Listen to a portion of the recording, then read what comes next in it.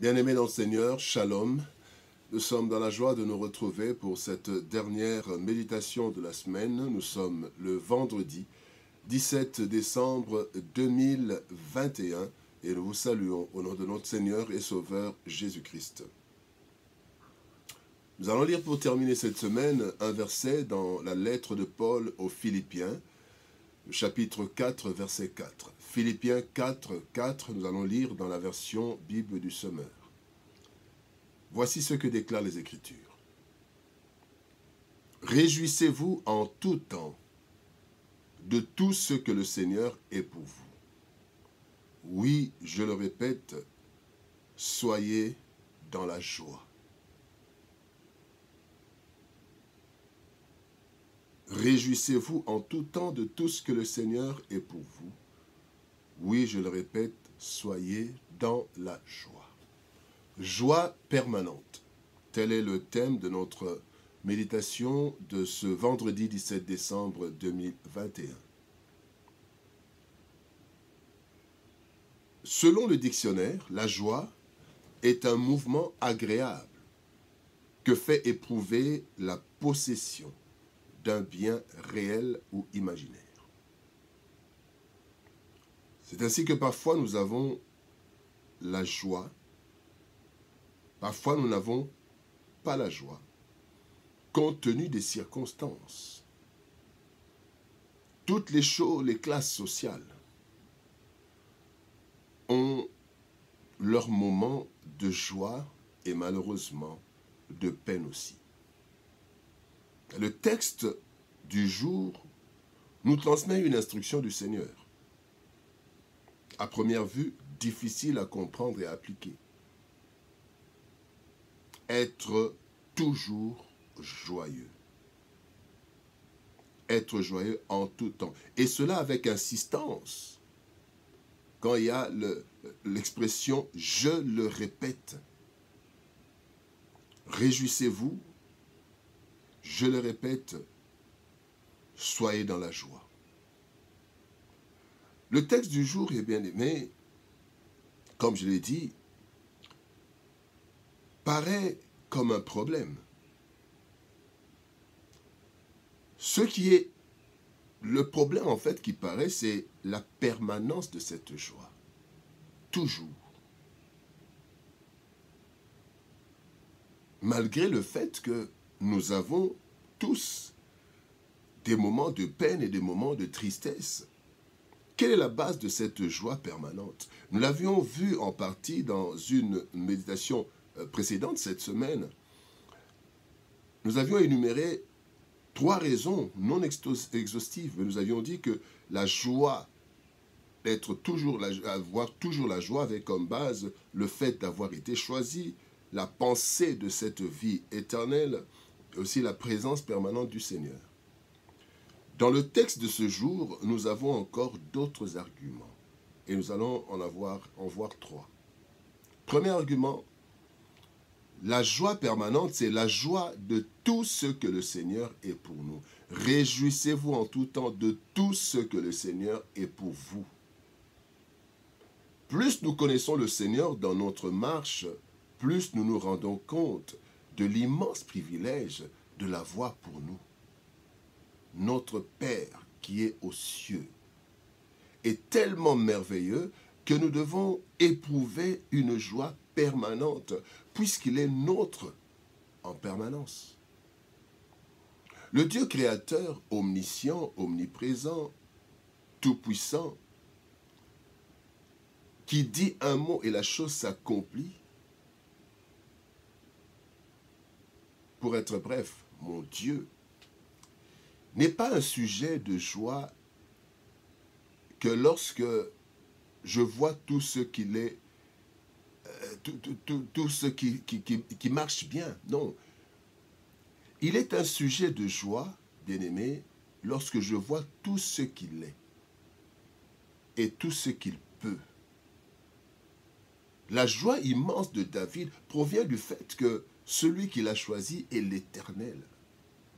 Ce n'était pas Saül qui l'avait choisi, ce n'était pas le peuple d'Israël. Dans 2 Samuel chapitre 6, verset 21, David dit, c'est devant l'Éternel qui m'a choisi, c'est devant l'Éternel que j'ai dansé. L'Éternel. La joie d'avoir été choisi, nous l'avons vu la fois passée, mais maintenant c'est la joie de ce qu'est Dieu qui m'a choisi. C'est le même Éternel qui nous a choisis. Dans Jean chapitre 15, verset 16, Jésus-Christ dit, « Moi, je vous ai choisi, je vous ai établi. » Cela devrait faire notre joie en tout temps, car ce choix est éternel et ce Dieu est éternel, comme nous l'avions dit la fois passée. Et le Seigneur nous le répète aujourd'hui. Deuxième argument, la joie permanente, la joie d'être unis au Seigneur. Le psalmiste dit, « Je suis dans la joie quand on me dit, allons à la maison de l'Éternel. » Psaume 122, premier verset.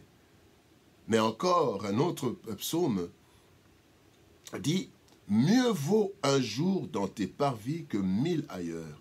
Je préfère me tenir sur le seuil de la maison de mon Dieu plutôt que d'habiter sous les tentes de la méchanceté. » Dans la nouvelle alliance, Dieu vit en nous.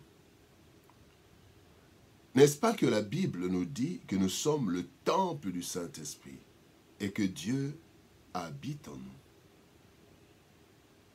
Nous sommes unis à lui.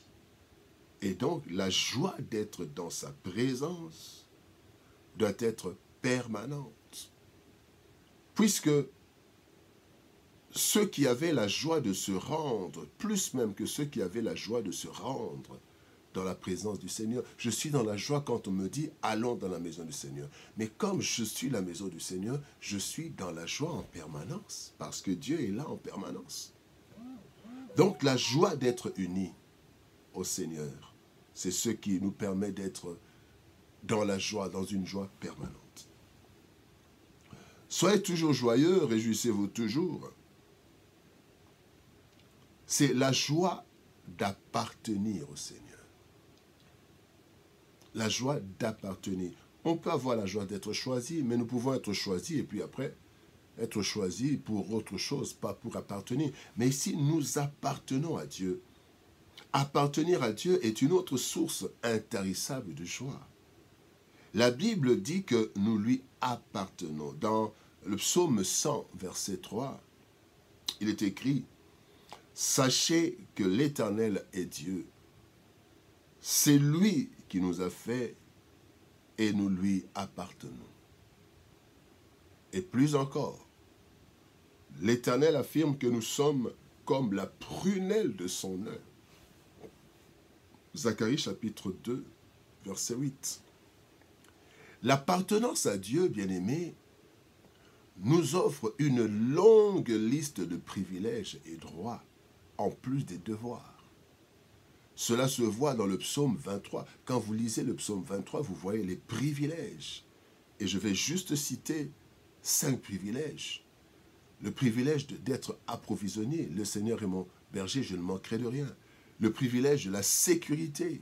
Même quand je marche dans la vallée de l'ombre de la mort, je ne crains aucun mal, parce qu'il me protège. Le privilège de la conduite. Il me conduit vers les eaux paisibles.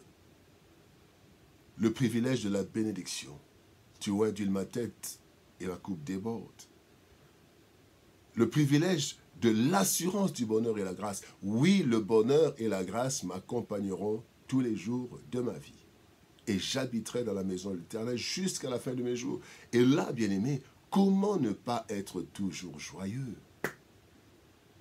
L'apôtre Paul affirme, bien-aimé, dans Romains chapitre 8, versets 38 à 39, que rien ne peut nous séparer de l'amour de Dieu manifesté en Jésus-Christ.